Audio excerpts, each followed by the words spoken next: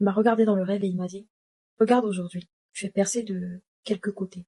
Mais moi, j'ai été percé de tout mon être et de toute ma chair pour que vous soyez sauvés. Voilà à quel point je t'aime. Et je me suis réveillée. Je ne mangeais pas. J'étais nourrie par son nom. En fait, j'ai découvert à quel point c'était agréable de boire de l'eau. Et je vous assure que la satisfaction que j'en tirais, je ne pouvais que rendre grâce à Dieu pour de l'eau. À chaque fois que je devais traverser quelque chose de douloureux, dans mon cœur, j'avais une voix qui retentissait et qui me disait, je t'ai commandé d'être fort. Et miraculeusement après, je trouvais la force de supporter les examens, de supporter les prises de sang. Je me souviens, cette main-là, elle avait complètement enflé, tellement j'avais été piquée dans tous les sens. J'ai fini par sortir de l'hôpital avec plusieurs restrictions. Il y avait plusieurs repas que je ne pouvais pas manger, dont la ticket, ce qui me brisait énormément le cœur.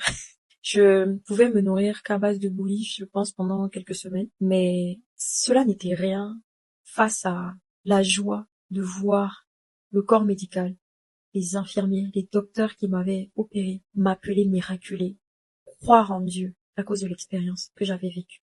J'ai commencé des séances de kinésithérapie qui m'avaient été conseillées. On m'avait prescrit entre 7 et 20 séances de kinésithérapie. Faut savoir que moi, je vis en France et j'avais mes études qui avaient déjà commencé malheureusement. Donc, faire 20 séances de kinésithérapie à Abidjan, c'était pas possible pour moi. J'ai donc fait une prière. J'ai dit à Dieu, Dieu, je crois que ce qui m'arrive n'est pas fait pour que je souffre. Je pense que de cette histoire, tu feras sortir ta gloire. C'est pourquoi je prie que tu commandes à quelqu'un en qui mes parents auront confiance de me dire lève-toi et marche pour que je puisse marcher. À la fin de ma première séance de kinésithérapie, le docteur a insisté pour que je puisse voir le propriétaire de la clinique, qui est un médecin et c'est le médecin en chef.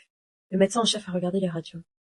Et la première chose qu'il m'a dit, lève-toi et marche. Il m'a tenu d'un bras et l'autre docteur qui m'a pris en charge m'a tenu de l'autre bras. Et pour la première fois depuis plusieurs semaines, je me suis tenue debout et j'ai commencé à marcher. Moi qui, on avait dit que je ne pouvais pas marcher sans béquille. Moi, en conduisant en fauteuil roulant, je m'étais mis à marcher. Je suis très émue, j'ai vraiment pas envie de pleurer, mais il y a certains détails même que je n'arrive pas à raconter, que je ne raconte pas à cause du stress et pour ne pas prendre plus de temps. Mais je pense vraiment que Dieu est le même. Depuis le temps d'Abraham, depuis le temps de Lazare, il continue d'opérer ses miracles. Après cette première séance de kinésithérapie, j'ai commencé à me porter de mieux en mieux, à me rétablir. Je suis donc rentrée en France, en fauteuil roulant, avec assistance. Je vous expliquerai. C'est pas facile d'être handicapé. C'est vraiment pas facile d'être dépendant de quelqu'un. Au finir ce témoignage, je veux encore dire merci à Dieu. Merci à Dieu pour ma vie. Merci à Dieu pour ce miracle qu'il a fait pour moi. Merci à Dieu pour tous les miracles qu'il fait chaque jour. Je veux prier pour vous. Je veux prier pour que Dieu se révèle à vous plus qu'il ne s'est révélé à moi. Je veux prier pour que l'amour et la paix de Dieu vous accompagnent. Je veux prier pour les malades. Je veux vous donner de l'espoir. Sachez que Dieu vous voit, Dieu vous écoute. Ayez confiance en lui. Avec de la foi, vous pourrez faire de grandes choses. Dieu nous aime. Comme il me le disait avant l'accident, il avait des projets de bonheur pour moi. Et ces projets, je les vis maintenant. Ce genre d'expérience, c'est des expériences qui changent la vie